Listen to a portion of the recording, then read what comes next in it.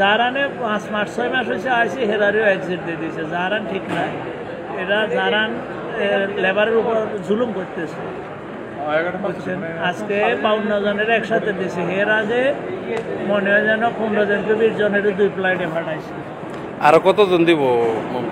বর্তমানে জারানের টার্গেট আছে মোট 180 জন লোক আপনার এক্সিট দেবে।